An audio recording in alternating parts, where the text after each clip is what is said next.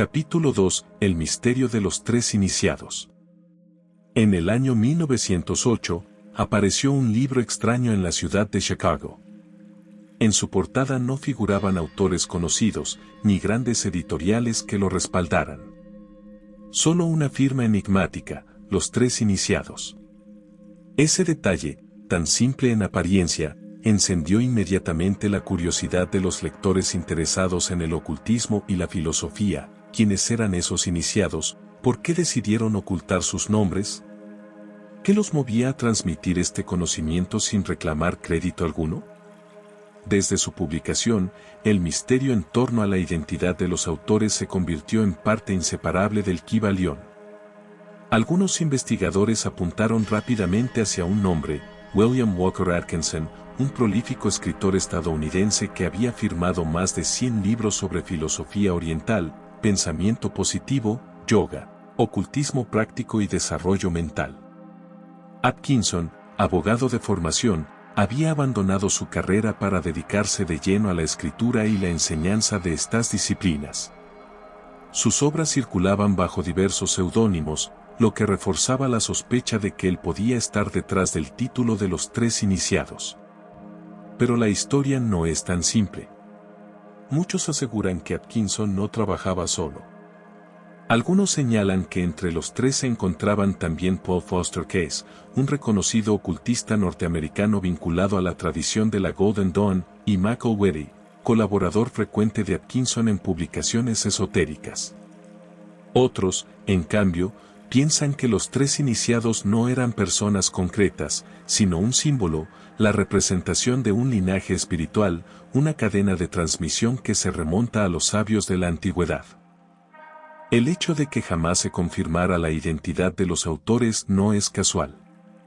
En el mundo esotérico, el anonimato tiene un sentido profundo. La enseñanza, decían, es más importante que el maestro.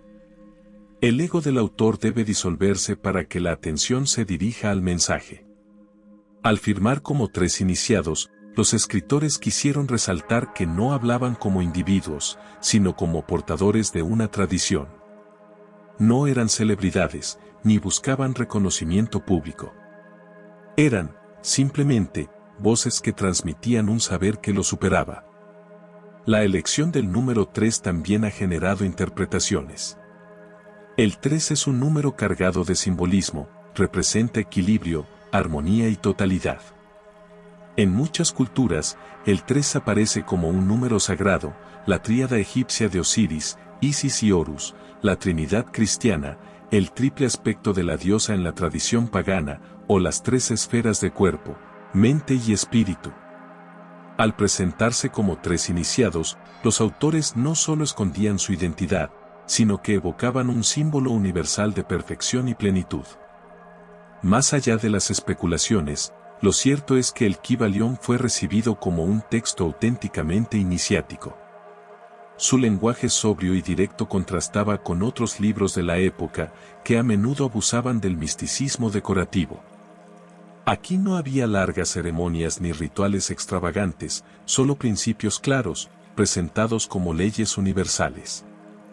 Esa simplicidad reforzaba la idea de que el texto no pertenecía a un autor moderno, sino que era la voz condensada de una sabiduría milenaria.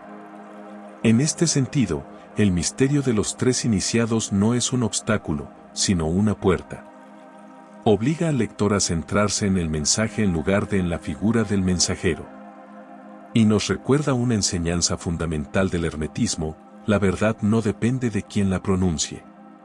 La verdad es, simplemente, verdad. Así, el anonimato de los autores se vuelve en sí mismo una lección. Nos dice: no mires al maestro, no te aferres al nombre, no te obsesiones con la biografía. Mira la enseñanza, contempla los principios, reflexiona sobre las leyes.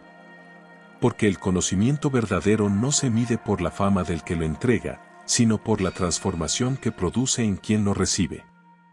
El Kybalión comienza entonces rodeado de misterio. Misterio en sus autores, misterio en sus orígenes, misterio en su propósito.